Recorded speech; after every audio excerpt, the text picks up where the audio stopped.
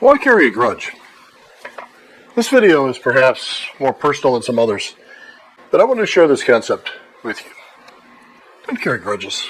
Everyone's had someone, or likely some people around them at some point in their lives that caused them some sort of harm, been difficult to deal with, hurt them, taken advantage of them, maybe gossiped or told bad stories, a difficult marriage or difficult boss, or relationship that's gone bad, whatever. Many reasons. Often we're inclined to let these things nag at our insides. Sometimes for days, but often for months, years, or longer. We're inclined to let feelings fester in our minds forever. I think I've learned to fully dismantle any ill feelings toward any person and any human being. It's taken me a long time to learn that, but I gotta tell you, it's totally liberating. A wise person once told me that harboring a grudge, reminding yourself of some mean or hurtful person and or their behavior, well, it's likely affecting you more than it's affecting them. And it's sort of like drinking poison and hoping the other person dies. So really, that's no way to live. Letting go of this grudge, well, it's not an easy thing to do, and it certainly won't come natural. But over time, I think I've personally conquered this in my own life, and I'm a happier person for it. So forgive me, but I thought it important to share my own feelings about this with you. A wise man once said, "Love your enemies and pray for those who persecute you." And I submit that by making this mantra your own, and this does not happen overnight, sorry, but making this mantra your own will gradually change your life. It changed mine. While I've personally experienced those same bad bosses, difficult friends, relationships that have gone bad and more, just like everyone else, I can tell you with all honesty that these days I have no enemies, no ill feelings toward any person today, and have not for many, many years.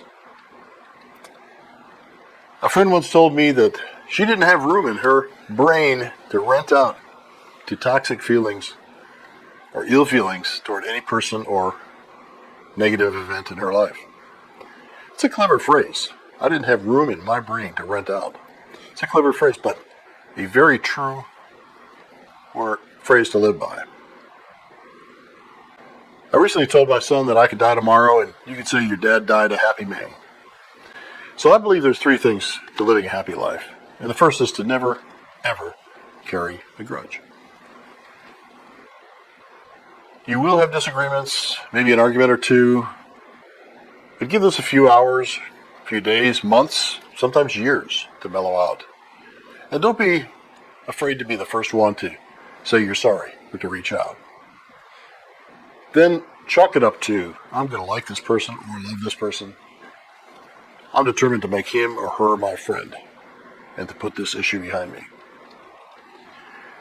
Now, I'm blessed with a lot of friends, many friends whom I've had very different opinions, even friends who have been rude to me or treated me badly at some point in my life. But I've purposely worked hard to make friends, especially of people with whom I've had deep differences of opinion. I concluded a long time ago that we can take something positive from every person we know, even those we might otherwise consider an enemy, in the metaphorical sense, let's say. Every human being has something to offer toward a friendship, and every person offers some new knowledge or talent we can learn from. I once had a friend, and I speak in the past tense because he's since passed away, but he began a Be Kind club. He didn't have any rules or membership fees. What did he do? He had 1,000 stickers printed up, maybe some t-shirts too. It merely said, "Be kind." And to be a member of this Be Kind club, you merely had to own and maybe display one of those stickers, maybe even not even display it, just grasp the concept. I knew this guy pretty well, and I knew he had strong opinions on various matters, yet that did not let differences of opinion stand in the way of pitching his Be Kind principle to anyone and everyone. I'll tell you that I believe everyone was this man's friend. Everyone was this man's friend as far as he was concerned. He didn't judge you by your views or where you came from. He just wanted you to be his friend. Now, I don't know your particular situation. Everyone's situation is different. So let me disclaim this, and let me add that if you're in a dangerous situation, please get professional advice. I want to make clear that I'm not a professional in this area. I'm merely here telling you my story. And while we're on the subject, if you have relationships that are toxic, it's my opinion you eliminate them from your life. You can still get over the grudge aspect, and it may take a while, but there's no need to spend time with people who purposely bring you down. But equally, those toxic relationships from the past that are long gone, there's no reason to dwell on those. Just let them go. Another aspect that I believe leads to happiness in your life is making friends. One of the best books ever written, in my humble opinion, is How to Win Friends and Influence People. It was written by Dale Carnegie, first published in 1936. That's almost 90 years ago. Is that right? Sold over 30 million copies. I'm not sure. I think it's probably sold more than that, but that was the data that I was able to dig up. Translated into dozens of languages and sells robustly every year. And his principles are still taught worldwide today. You know, the Dale Carnegie course. And it's not just about making friends. It's wisdom about human interaction more than anything else. One story from the book I remember has Mr. Carnegie standing in the line at the post office to mail a package. He noticed that the postal clerk seemed annoyed, unhappy, just going through the motions, huffing and puffing.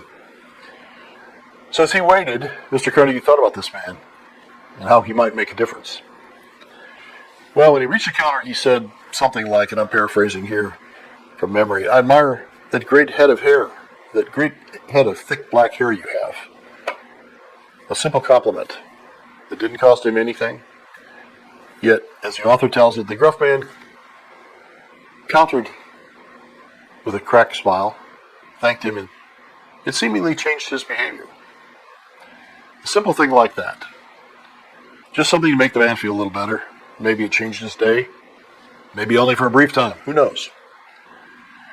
This book is so compelling, and in my mind, such a great training tool. I used to give a copy to all my new hires in my business. Well, making friends and managing friendships can be a key to a happier life. While I'm not critical of anyone who disagrees with this, it's worked for me. And while I have those wonderful friends one could ask for, I also want to make this clear. I'm not that fussy about who I claim to be a friend. Friends come in all shapes, sizes, colors, ages, intellect. When I meet someone, I try to make them my friend. I don't judge. My personal opinion is that one cannot have too many friends. Now, it's not that I go out partying with my friends every night. In fact, I'm usually in my lazy boy chair by 7 p.m. most nights.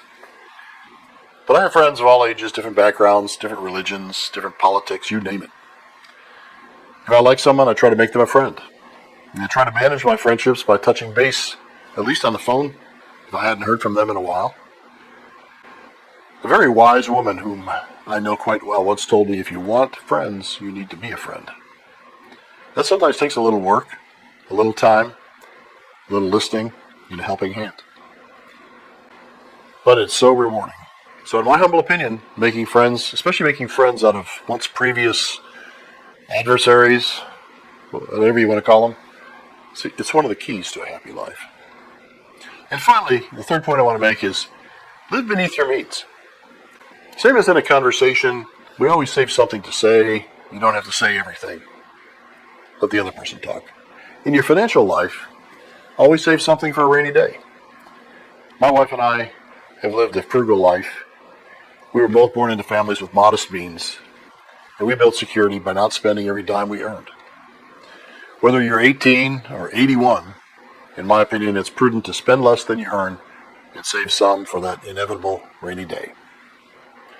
Or as my sons like to say, Dad, save some for that inheritance. Sorry, had to add that one. I once had a wonderful employee. I always called my employees team members or partners, by the way. Just thought that was a more meaningful term. Now, he was a fabulous worker, and I admire him to this very day for his great ambition and drive, while also, this is important, maintaining a strong moral compass. At the time, he was young and just starting to make some real money. I was, of course, very proud of him. One day, he came into my office. He wanted my advice. He was thinking about buying a used Mercedes-Benz. As I recall, he was only in his mid-20s. He had a wife, a baby. And he was driving a fine 4-year-old car. It was in nice shape and almost paid off. Well, we talked about it for a while, and I actually counseled him into paying off his current car and maybe investing the extra money that Mercedes payment would have cost him. Years later, he thanked me for that advice, and he went on to be a very successful business person, a great father, and a great role model. The thing is, he didn't need that Mercedes at that point in his life, or that extra car payment, but he wanted to be successful and look successful. Well, he did achieve success, and hopefully he's driving a Mercedes-Benz today. I haven't talked to him in a little while, but I'll bet you he isn't. I'll bet he isn't driving a Mercedes. The moral here is that things don't make you rich or happy. It's your feeling toward others, your friends, your family, and maybe a little financial security. Well, thanks for watching Ed Talk today. I hope you enjoyed this video. I make videos on all sorts of topics that I feel might be of interest to people, timely topics, or things that just need to be said, or maybe to invite civil discourse and debate. So like and subscribe if you want to see more videos like those on my playlist, and I'll see you next time on Ed Talk Today.